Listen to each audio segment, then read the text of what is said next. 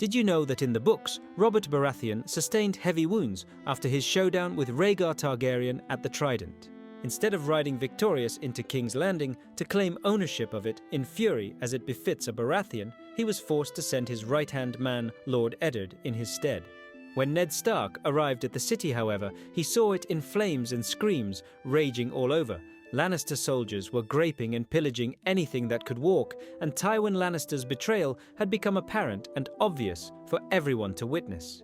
Lord Tywin had preserved all 50,000 of his forces by not participating throughout the rebellion, and he rode for king, landing with the withheld pretense of having come to aid his old friend Aerys Targaryen.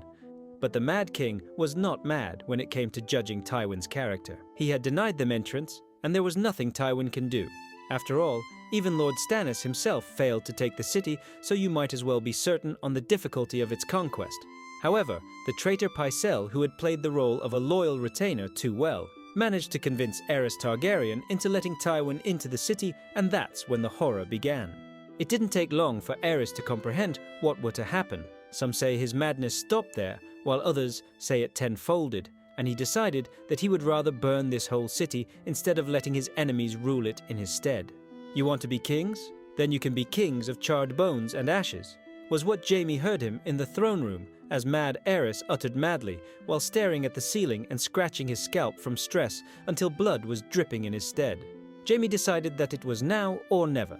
He had to act quickly, and so he did. He made haste to follow the pyromancer before carrying through the orders of the Mad King and struck him swiftly and claimed his life in a single slash. Mad Aerys rationalized himself again.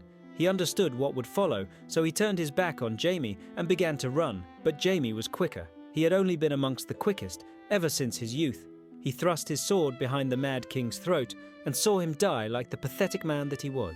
As his lifeless body lay below the Iron Throne, how could such a weakling be a king, he thought. He had always imagined the king to be the most valiant and strongest, yet now the Iron Throne lay ownerless in front of him and it seduced him.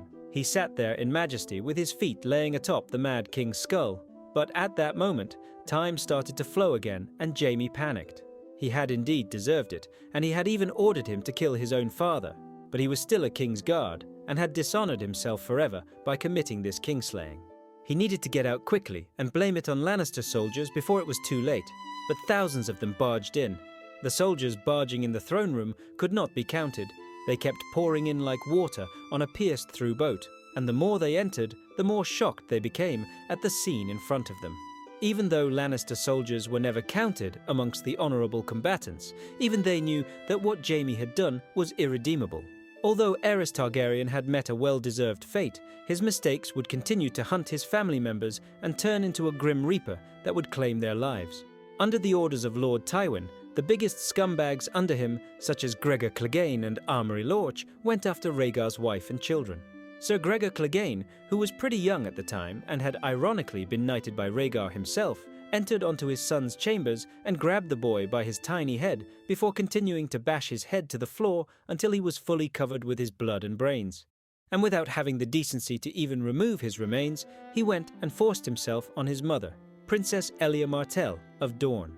His friend and comrade, Amory Lorch, not only did worse, but went as far as dragging the 2-year-old daughter of Rhaegar from under the bed and stabbed her a whopping 50 times continuously, which made even Tywin himself, who gave the order, feel utterly disgusted with his retainer. Tywin stated in the books that if the gods gave Amory half the wit of a fleeping turnip, he would calm the babe down with a few sweet words before choking her with a pillow. But Sir Amory argued back by saying she had kicked him and had fully deserved what became of her. Tywin would later claim the bodies of Elia and her children in their ravaged state and presented them before the Red Keep, awaiting King Robert before swearing fealty to him. And Barristan, who witnessed it, swore that if Robert were to laugh in satisfaction at the scene, he would absolutely annihilate everyone present, and believe me when I say that the book Barristan of that time were fully capable of such a feat.